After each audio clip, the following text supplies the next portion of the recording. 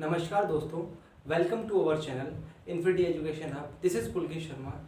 कल हमने काइनेमेटिक्स का पार्ट थोड़ा सा कवर किया था, जिसमें हमने इंट्रोडक्शन किया था कि काइनेमेटिक्स होती क्या है, उसकी ब्रांचेस क्या होती हैं। उसके अलावा हमने रेस्ट और मोशन के बारे में डिस्कशन किया था। तो आपने देखा था कि रेस्ट क्या होता है और मोशन क्या होता है। तो आपको ये चीज़ बिल्कुल क्लियर होनी चाहिए कि रेस्ट का मतलब होता है कि आसपास के सराउंडिंग की चीज़ें जो रेस्ट पे पड़ी होती हैं वो रेस्ट को डिफाइन करती हैं, और मोशन का मतलब होता है कि जब कोई चीज़ अपनी पोजीशन चेंज कर लेती है। तो हम ऐसा बोल सकते हैं, कोई भी चीज़ अगर अपनी पोजीशन को चेंज करेगी तो वो क्या है, वो मोशन में है। अगर कोई भी चीज़ अगर रेस्ट पे रहेगी तो अपनी पोजीशन चेंज नहीं करेगी तो वो किस पे है, रेस्ट पे है। तो इस चैप्टर का नाम एक्चुअली है motion in a straight line. Motion in a straight line. तो हमें एक लीनियर मोशन की बात करनी, मतलब एक लाइन में जो मोशन होगा उसकी बात करनी पड़ेगी, इसलिए हम इसको बोलते हैं motion in a straight line, सरल रेखीय गति। उससे पहले हमने एक चीज और पढ़ी थी कि काइनेमेटिक्स की 3 ब्रांचेस होती हैं, स्टैटिक्स की, डायनेमिक्स की और काइनेमेटिक्स की खुद, मतलब मैकेनिक्स के अंदर जो पढ़ी थी हमने। डायनेमिक्स में क्या पढ़ा था हमने, डायनेमिक्स में पढ़ा था जो चीज मोशन में होती है या जिस कारण से वो मोशन करवाती है वो क्या है, डायनेमिक्स के अंदर आती है। स्टैटिक्स के अंदर कौन सी थी, स्टैटिक्स के अंदर वो थी जो बिल्कुल स्टेबल पड़ रहती है, मतलब स्थिर रहती है, उसको क्या बोलेंगे, स्टैटिक्स के अंदर आएगी। आज हमने उसके बारे में डिस्कशन करना था, डिस्टेंस एंड डिस्प्लेसमेंट, इसको हम आज पढ़ेंगे। अब हमने पढ़ा हुआ है डिस्टेंस और डिस्प्लेसमेंट। हमने डिस्टेंस के बारे में तो हम जानते हैं कि हमारे घर पे कोई गेस्ट आते हैं तो हम बोलते हैं कि सर कितना डिस्टेंस कवर करके आए हो, वो बोलते हैं 420 डिस्टेंस कवर करके आए हैं। तो डिस्प्लेसमेंट क्या है, मतलब डिस्प्लेसमेंट को हिंदी में बोले तो विस्थापन होता है। तो डिस्टेंस क्या है, दूरी। तो अब बोलते हैं डिस्टेंस, हम बोलते हैं इतनी दूरी तय करके आए हैं, इतना विस्थापन तय करके आते हैं, नहीं बोलते, हम कभी नहीं बोलते इतना विस्थापन तय करके आए हैं। तो डिस्टेंस और डिस्प्लेसमेंट में एक्चुअली डिफरेंस क्या है वो आप चेक करते हैं। डिस्टेंस को बोल दिया कि यहाँ से लेकर जयपुर का डिस्टेंस इतना है, और डिस्प्लेसमेंट क्या होता है, उसकी मिनिमम लेंथ। मतलब हम बोलेंगे कि जैसे एक एग्जांपल देखता हूं मैं, एग्जांपल से आपको समझ भी आ जाएगा। एग्जांपल ये है कि ध्यान रखना जिसको, जैसे ये एक पाथ है, इसके 2 पॉइंट हैं ए एंड बी, ठीक है। अब मैंने बोला और एक इसकी ये सड़क है, एक ये रोड है, एक ये रोड है, मतलब हम यहां से मूवमेंट करें। अब देखो जी, अब आपने क्या देखा कि ए से बी के पास जाने के हमारे पास 2 तरीके हैं। एक तो ए से बी से हम यहां से यहां तक जा सकते हैं, और ए से बी तक यहां तक जा सकते हैं। तो आप क्या बोलोगे कि सर हम इसको प्रेफर करते हैं, ये क्या है, मिनिमम है, मतलब ये क्या है, मिनिमम है, मतलब ये छोटा है रास्ता। तो आपने क्या बोला, ए से बी तक जाने में हमें छोटा रास्ता कवर करना पड़ेगा। तो ये हमारा जो छोटा रास्ता है वो क्या है, डिस्प्लेसमेंट। वो क्या है, डिस्प्लेसमेंट। अब देखो ए से बी, यहां से भी हम जाएंगे तो यहां से भी हम पहुंच जाएंगे बी तक, वो क्या है हमारा डिस्टेंस। अब एक चीज सबसे बड़ी, इससे एक चीज और उठ के आती है, क्या जो डिस्टेंस है वो डिस्प्लेसमेंट के बराबर हो सकती है? तो हम बोलेंगे नहीं, वो कभी भी इसके बराबर नहीं हो सकती, बेशर्ते अगर हम इस लाइन के ऊपर ही हम एक लाइन बना देते हैं जो डिस्टेंस को कवर करेगा, तो डिस्प्लेसमेंट बराबर में क्या हो जाएगा, डिस्टेंस हो जाएगा। वापिस समझो, ए से बी तक पहुंचना है। अगर आपकी बुक्स के एग्जाम्पल देखा जाए तो आपकी बुक्स के एग्जाम्पल से पढ़ा देता हूँ, वो ऐसे है। उसमें बोला है कि हमने ए से सी तक जाना है और ए पे कोई पर्सन खड़ा है। तो ए पे कोई पर्सन खड़ा है, वो ए से सी पे ऐसे भी जा सकता है या ऐसे जाएगा ए से बी, बी से सी। तो ए से बी, बी से सी क्या है, मतलब ए से बी, मतलब A B plus B C बराबर में कहाँ पहुंचेगा, वो ए सी में तो पहुंच जाएगा। तो A B plus B C बराबर में क्या आएगा, ए सी आ जाएगा। तो ए बी बराबर A C, A B plus B C बराबर में ए सी आएगा। तो ये हमारी क्या है, ये हमारी क्या है, हमारी दूरी, मतलब डिस्टेंस है हमारी। और सीधा अगर एसी से एसी पर पहुंच जाएगा तो एसी क्या हमारी डिस्प्लेसमेंट, एसी क्या हमारी डिस्प्लेसमेंट है। तो आपको ये चीज पता होनी चाहिए कि डिस्टेंस और डिस्प्लेसमेंट में क्या फर्क होता है। तो अगर हम बोलेंगे कि डिस्प्लेसमेंट को अगर इंग्लिश में बोलेंगे तो मिनिमम लेंथ होती, दोनों लेंथ में है, पर ये क्या हो जाएगी, मिनिमम, कम दूरी, मतलब जहां तक हमें पहुंचना है उसको हम कम दूरी में तय करेंगे, वो क्या है, उसकी मिनिमम लेंथ क्या है, उसकी डिस्प्लेसमेंट है। वापिस समझेंगे, डिस्टेंस क्या होती है, डिस्टेंस होती है कि हमने किसी चीज को कवर करना है, हम कवर तो करेंगे पर उसकी जो दूरी है, मतलब उसकी जो डिस्टेंस है वो बढ़ जाएगी। मतलब बढ़ जाएगा मतलब क्या है कि डिस्प्लेसमेंट के रिलेशन में, मतलब डिस्प्लेसमेंट में क्या होता है, हम मिनिमम लेंथ को कवर करते हैं, मिनिमम जो छोटा पाथ होता है उसको हम कवर करते हैं, छोटे रास्ते को कवर करते हैं, वो क्या आता है, डिस्प्लेसमेंट। और डिस्टेंस क्या होता है, हम बड़े रास्ते को कवर करते हैं, वो क्या आता है, डिस्टेंस आता है। ठीक है जी, एक एक इसके बीच में मैंने जो इसकी सिमिलैरिटीज हैं और इसके डिफरेंस है दोनों को लिखा हुआ है। आपको एक एक जो भी डेफिनेशन इसकी लिखी है उसको हम कवर करेंगे ताकि आपको पता लग सके। हाँ जी, अब देखो जी, फर्स्ट हम पढ़ेंगे, इसमें क्या लिखा हुआ है डिस्टेंस एंड डिस्प्लेसमेंट में, it basically length.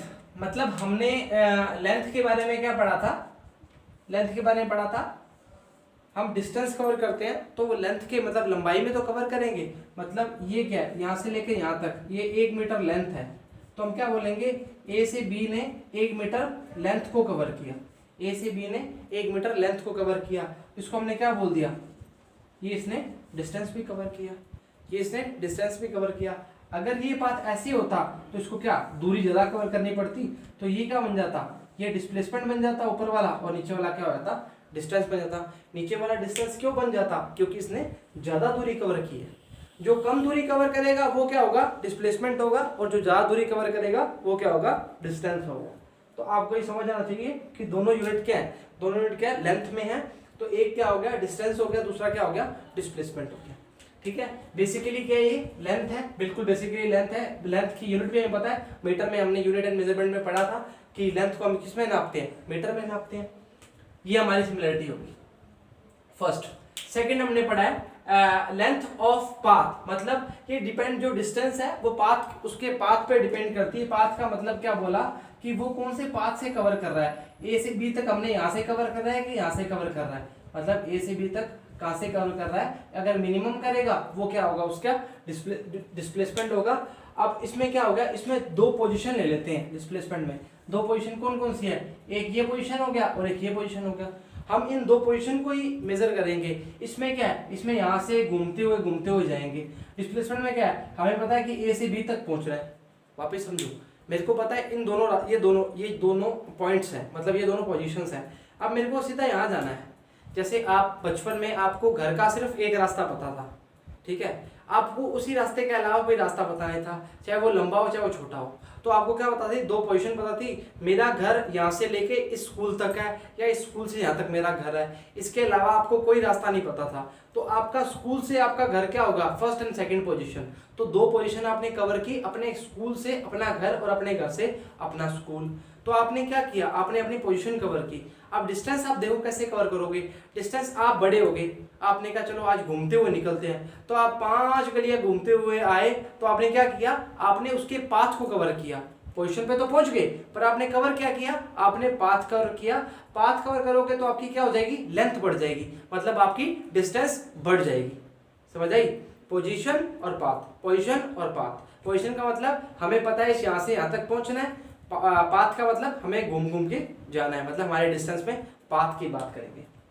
Second point cover किया। थर्ड पॉइंट क्या है, distance is a scalar quantity, it is a vector quantity. बहुत अच्छी चीज, ये आपको समझने वाली चीज है। वैसे तो आगे भी हम पढ़ेंगे पर फिर भी बता देता हूं।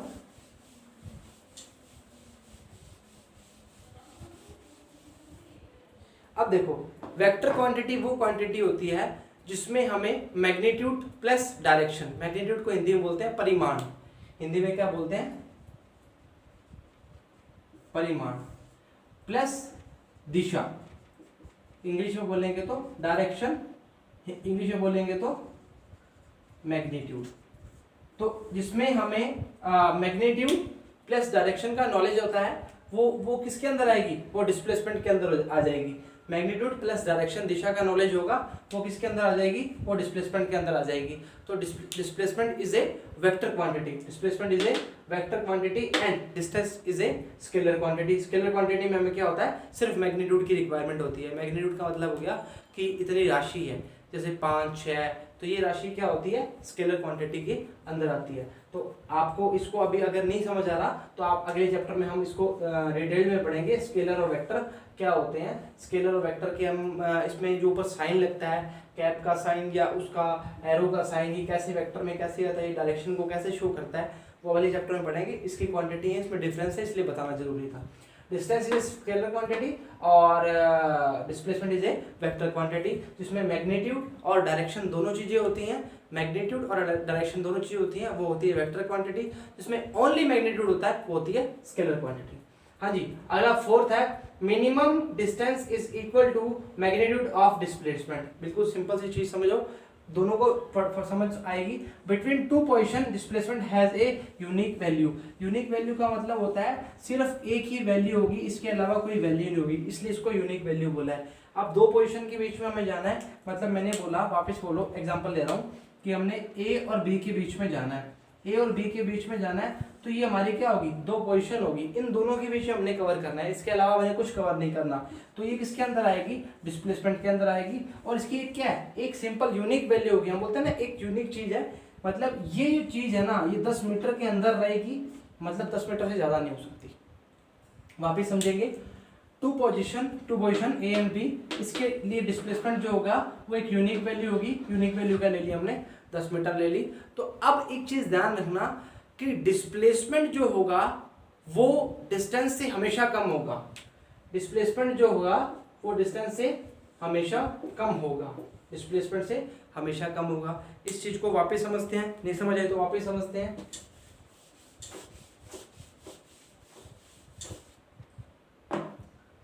जैसे मैंने बोला,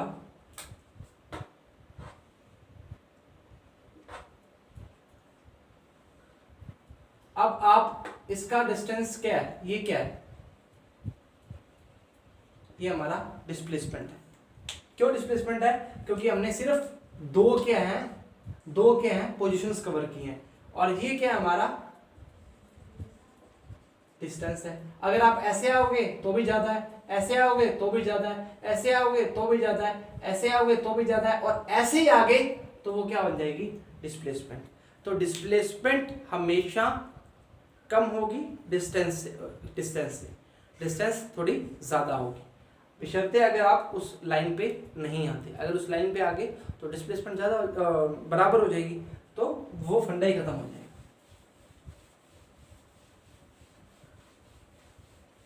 एक चीज और इसमें अगर मैं ऐड करना चाहूँ, तो अगर दोनों लेंथ पे डिपेंड करती हैं, तो लेंथ के लिए हमने इसकी जो मात्रक लिया था, इसका जो हमने वो क्या लिया था, मीटर किलोमीटर जो भी आप लेना चाह रहे हो, इसके लिए भी क्या आएगा, मीटर।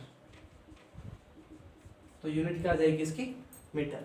तो आपको समझ आ गया होगा डिस्टेंस क्या होती है, डिस्प्लेसमेंट क्या होती है। एक बार वापस रिवाइज कर लेते हैं। इट इज बेसिकली लेंथ, वो बेसिकली लेंथ, ये इसका समान चीजें होगी। Length of path, depend of path, ये भी क्या पोजीशन पे डिपेंड करती है। डिस्प्लेसमेंट ए और बी बताया था आपको। स्केलर क्वांटिटी है, वेक्टर क्वांटिटी है, जिसमें ओनली मैग्नीट्यूड की रिक्वायरमेंट होती है, परिमाण की रिक्वायरमेंट होती है, वो क्या होती है, स्केलर क्वांटिटी। जिसमें मैग्नीट्यूड प्लस डायरेक्शन की रिक्वायरमेंट होती है, this is vector quantity. Third, ये इसमें मिनिमम डिस्टेंस, मतलब डिस्प्लेसमेंट से हमेशा ज़्यादा होगा। इसमें क्या है, दो पोजीशन पे डिपेंड करेगा, और इसकी वैल्यू क्या आएगी, यूनिक वैल्यू है। हाँ, अब इसको मैं इरेज कर रहा हूँ।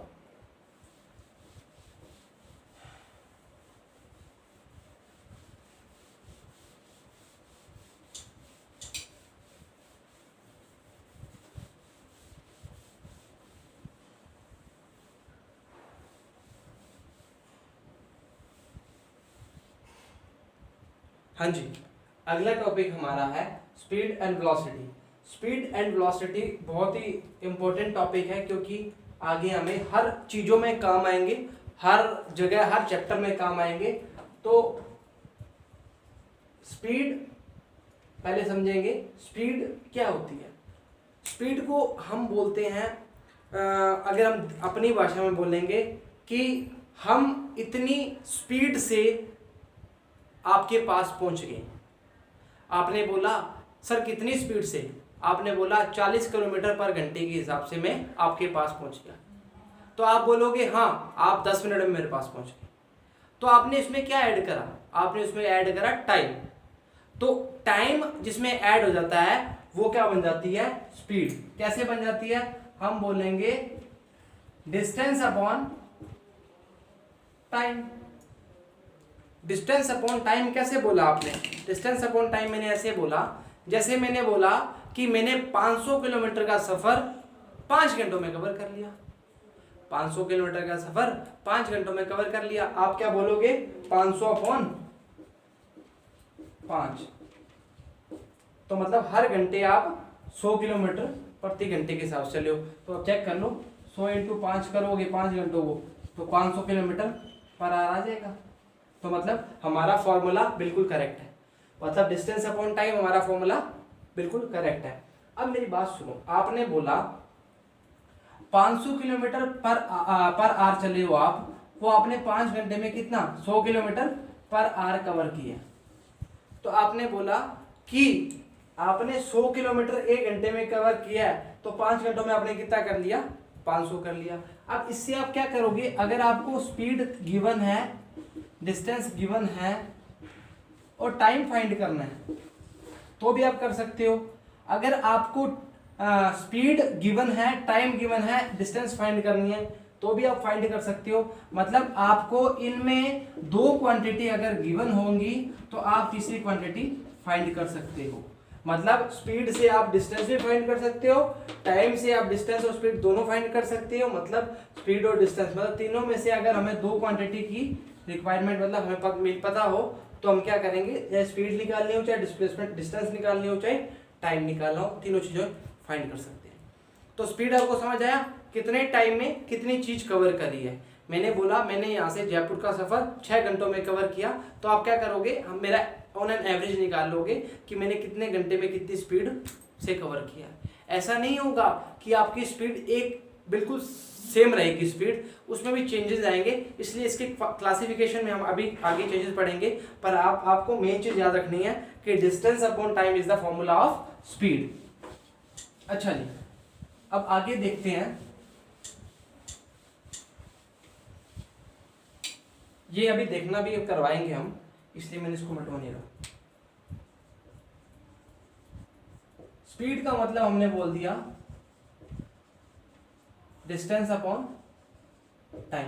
अब मैंने बोला था कि स्टार्टिंग में बोला था कि जब जब हम फॉर्मूला पढ़ेंगे तब तब साथ साथ में हम उसके डायमेंशंस भी देखते रहेंगे और उसके यूनिट्स भी देखते रहेंगे। तो लेंथ अपॉन टाइम, लेंथ के लिए हम क्या बोलेंगे, मीटर, टाइम के लिए क्या बोलेंगे, सेकंड। तो मीटर पर सेकंड क्या होगा, ms -1, क्या बोलेंगे, LT -1, L1 T -1। ये इसकी क्या हो जाएगी, डायमेंशन हो जाएगी, और ये क्या हो जाएगी, इसकी यूनिट। हिंदी में बोले तो क्या हो जाएगा, मात्रक, और ये क्या हो जाएगी, इसकी विमा। ये क्या हो जाएगा, इसका फॉर्मूला।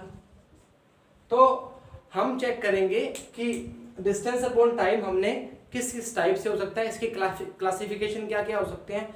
तो क्लासिफिकेशन के लिए हमने 4 चीजें इसकी देखी हैं।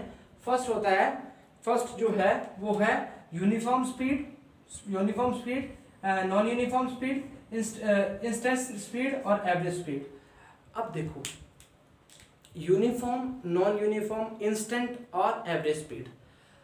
यूनिफॉर्म का मतलब क्या होता है, यूनिफॉर्म का मतलब होता है कि एक समान, ठीक है। नॉन यूनिफॉर्म का मतलब क्या होता है, एक समान जो नहीं हो। थर्ड क्या होता है, ताक्षणिक गति। फोर्थ क्या होता है, एवरेज को क्या बोलते हैं, मेरे को थोड़ा याद नहीं आ रहा एवरेज को क्या बोलते हैं, एवरेज का हिंदी मतलब नहीं याद आ रहा मेरे को। एवरेज को बोलते हैं, जो भी है एवरेज को क्या लेते हैं, औसत गति, यस, औसत गति। अच्छा, अब देखो यूनिफॉर्म, नॉन यूनिफॉर्म, ताक्षणिक और औसत गति। अच्छा जी, यूनिफॉर्म गति को बोलेंगे, हिंदी में इसलिए बताया है आपको कि आपको इसके नाम से ही पता लग जाए, इसके नाम से ही पता लग जाए। एक समान गति का मतलब क्या हुआ, एक समान गति का मतलब ये हुआ कि हमने, इसको मैं मिटा रहा हूं, जैसे हमने क्या किया, हमने कोई पोजीशन ली, ये जी हमारी पोजीशन है, अच्छा जी ये पोजीशन है, हाँ जी। हमने बोला कि ए से हम यहाँ पर गए 10 10 10 10 10 और आगे भी 10। हमने बोला कि हमने पहले 10 मिनट में 10 किलोमीटर सफर कवर किया, अगले 10 मिनट में भी, अगले 10 मिनट में भी, अगले 10 मिनट में भी, अगले 10 मिनट में भी। तो मैंने क्या किया कि मैंने एक यूनिफॉर्म स्पीड के साथ डिस्टेंस को कवर किया विथ टाइम। समय के साथ मैंने जो उसकी दूरी थी वो बराबर तय की, मतलब समान दूरी समान समय में तय करना is the uniform speed. Uniform speed वापस पढ़ेंगे। एक समान दूरी मतलब equal distance covered equal time. एक समान दूरी एक ही समय में, जो आपका फिक्स टाइम जो आप कर रहे हो वो दूरी क्या है, one uniform motion. Non uniform क्या होगा कि आप क्या करोगे, आप इसकी जो डिस्टेंस है वो चेंज कर दोगे। डिस्टेंस चेंज कर दोगे तो जैसे मैंने यहाँ 10 कर ली, यहाँ 9 कर ली, यहाँ 6 कर ली, यहाँ 5 कर ली, यहाँ 4 कर ली। तो ये क्या आपने क्या किया, टाइम आपका सेम है बट आपकी डिस्टेंस जो है वो चेंज हो रही है। This is the non uniform motion. अब नॉन यूनिफॉर्म आपको समझ आ गया। जैसे मैंने एक कार की स्पीड ली तो वो यूनिफॉर्म स्पीड से चल रही है, उसके बाद मैं कहीं रुक गया, उसके बाद मैंने वो स्पीड वापस चेंज कर दी, this is the non uniform. तो यूनिफॉर्म क्या होता है, एक स्पीड रखनी है हमें, चाहे वो डिस्टेंस अपॉन टाइम में अगर फॉर्मूला पढ़ते हैं तो डिस्टेंस अपॉन टाइम में क्या होगी, इसकी वैल्यू और इसकी वैल्यू बिल्कुल सेम होगी। This is the uniform speed, this is the uniform speed. अब थर्ड क्या है, इंस्टेंट स्पीड। अब इंस्टेंट स्पीड का मतलब समझो, आपको नाम से पता चल रहा है इंस्टेंट, ताक्षणिक, हिंदी में बोले तो ताक्षणिक। तो इंस्टेंट का मतलब क्या बोला, मेरी स्पीड इंस्टेंट बढ़ गई, इंस्टेंट कम होगी, इंस्टेंट रुक गया। कैसे समझो, मैंने बोला ये दो पढ़ चुके हैं, इंस्टेंट को इंस्टेंट भी पढ़ रहे हैं, एवरेज को छोड़ देते हैं, औसत को। हाँ जी, जैसे बोला ए एंड बी बोला, सेम लेंगे। हाँ जी, पहले मैंने बोला कि मैं 40 मीटर चल पड़ा, फिर 30 मीटर चल पड़ा, फिर 10 मीटर चल पड़ा, फिर 5 मीटर चल पड़ा। कितने हो गए जी, 70, 80, 85, 90 एंड 100। अब देखो ये मीटर है सभी, बड़ा सिंपल चीज समझना, बड़े आराम से समझ आ जाएगा अगर सिंपल में समझोगे। अगर कॉम्प्लिकेटेड करना चाहोगे तो वो भी करवा देंगे। अब देखो 40 मीटर में क्या है, 40 मीटर मैंने कवर किया 40 मिनट में, ये 30 मिनट में, ये 10 मिनट में, ये 5 मिनट में, ये 5 मिनट में और ये 10 मिनट में। ऐसे मान लिया जी, ठीक है। 40 मिनट 40 मीटर कवर कर रहा हूँ, 30 मीटर 30 में कवर कर रहा हूँ, 10 में 10 कवर कर रहा हूँ, 5 में 5 कवर कर रहा हूँ। अब सुनो, आपने अगर आपको देखा जाए तो आप बोलोगे सर ये एक तरह की नॉन यूनिफॉर्म है, मतलब आपकी स्पीड चेंज हो रही है।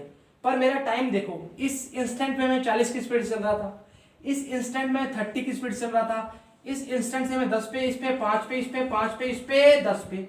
मतलब मेरी स्पीड पहले कम हुई, फिर कम हुई, फिर कम हुई, फिर ज्यादा होगी। मतलब मेरी स्पीड क्या है, चेंज ला रही है। तो स्पीड में चेंज लाना क्या है, मतलब इंस्टेंट चेंज आ रहा है। तो इंस्टेंट चेंज में क्या है, तो स्पीड के अंदर आ रहा है वो।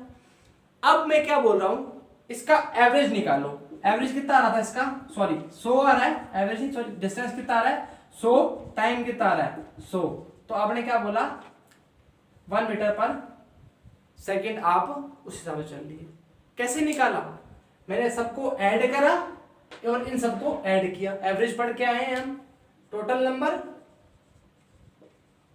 Of distance upon total number of time. ये क्या हो गया एवरेज। ऐसे तो करते थे नंबर ऑफ पीपल्स और number of weight upon number of people, तो ऑन एन एवरेज हमें पता लग जाता। तो मेरा एवरेज क्या निकला, मैंने 1 मीटर पर सेकंड के हिसाब से क्या किया, गाड़ी चलाई है। तो आपने क्या किया, एवरेज भी निकाल लिया आपने। इंस्टेंट का मतलब समझो, इंस्टेंट का मतलब होता है कि मैं इतने इंस्टेंट पे मेरी गाड़ी की स्पीड 40 थी और उसके इंस्टेंट के बाद मेरी गाड़ी की स्पीड 30 होगी, उसके बाद मेरी 20 होगी, उसके बाद मेरी 5 होगी, उसके बाद मेरी 10 होगी। तो इंस्टेंट का मतलब होता है कि चीजें जो चेंज होती हैं, चीजें चेंज होती हैं। अब इंस्टेंट का मतलब एक चीज और समझो, जैसे मैंने बोला, वैसे वो आपको मैं थोड़ी देर बाद करवाना चाहता था पर मैं समझा देता हूं। जैसे मान लो आपको बोल दिया डिस्टेंस अपॉन टाइम, ये डेल्टा का मतलब क्या होता है कि small distance upon small time. मतलब एक हमने अप्रोच बनाई है कि टाइम को 0 तक नहीं लेके जाना, 0 से पहले रखना है, तो वो स्मॉल में आता है, मतलब स्मॉल छोटी चीज में आती है, छोटी चीज में काउंट करते हैं। तो आपने बोला small time, small distance upon small time, मतलब आपने चीजों को कैसे कवर करा। तो एवरेज में हम कैसे कवर करते हैं कि हमने कितनी चीजें ली हैं और कितनी चीजें टाइम में थी। तो आपने बोला कि हाँ आपने सर 100 मीटर डिस्टेंस कवर किया और 100 मिनट में कवर किया, 100 सेकंड में कवर किया, this is the average. Instant का मतलब समझ आया। इंस्टेंट का मतलब होता है कि इतने इंस्टेंट पे मैं यहाँ था, इतने इंस्टेंट पे मैं यहाँ था, इतने इंस्टेंट पे मैं यहाँ था, तो this is the instant velocity, instant speed. अब जैसे ही हमने इंस्टेंट वेलोसिटी, इंस्टेंट स्पीड पढ़ी है, वैसे हम इंस्टेंट वेलोसिटी पढ़ेंगे, वैसे हम यूनिफॉर्म वेलोसिटी पढ़ेंगे, वैसे हम नॉन यूनिफॉर्म वेलोसिटी पढ़ेंगे एंड वैसे हम एवरेज वेलोसिटी पढ़ेंगे। अब आज तो मैंने इसका आपको थोड़ा सा बताया है कि ये चीजें ऐसे मूव करती हैं, इनका स्पीड, इसका जो फॉर्मूलाज होते हैं वो ऐसे होते हैं, मतलब यूनिफॉर्म नॉन यूनिफॉर्म के बारे में बताया है, जो आपको थोड़ा समझना चाहिए था, जो आपके आगे काम आएगा। अगर आप वेलोसिटी का पढ़ना चाहोगे तो वेलोसिटी का भी पढ़ा दूंगा, पर उसको मैं थोड़ा वेलोसिटी का इसके स्पीड में पढ़ाऊंगा क्योंकि ये आप पढ़ चुके हो। तो इनमें थ्योरी है, तो थ्योरी में टाइम वेस्ट करने का मतलब नहीं है, क्योंकि ये टॉपिक जो है ये आपको 24 समझने वाले हैं, जो आपको मैंने समझा दिए। तो इसके अलावा अगर आपको इसमें कुछ प्रॉब्लम आता है, जैसे एवरेज के अंदर, आपको इंस्टेंट वेलोसिटी स्पीड के अंदर, यूनिफॉर्म नॉन यूनिफॉर्म के अंदर, तो आप मुझसे पूछ सकते हैं। तो बाकी आपको एक बार फिर रिवाइज करवा देता हूँ कि चीजें क्या होती हैं, कि जो चीजें इनका जो टाइम इक्वल है, ये देखो टाइम इक्वल टाइम में चल रही है, तो इसको क्या बोलेंगे हम, इसको क्या बोलेंगे, यूनिफॉर्म मोशन है। तो अगर ये टाइम चेंज होता रहता है तो ये क्या है, नॉन यूनिफॉर्म मोशन है। और अगर ये इंस्टेंट टाइम हो रहा है तो इंस्टेंट स्पीड है। और फोर्थ क्या था, एवरेज क्या है, टोटल नंबर ऑफ कितने और अपॉन में नंबर, मतलब जैसे मैंने बोला कि 40 30 70 ऐसे कितना हो गया 100 अपॉन 100 मिनट लगे। तो ये क्या है, ये क्या है, ये हमारा एवरेज आ गया। तो एवरेज भी हमने निकाल लिया और वो भी निकाल लिया। तो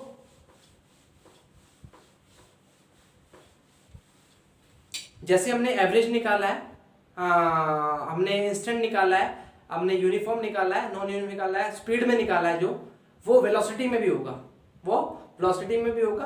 तो हम वेलोसिटी का आप एक बार पढ़ के आना घर से, और हम इसको आगे डिस्कस करेंगे।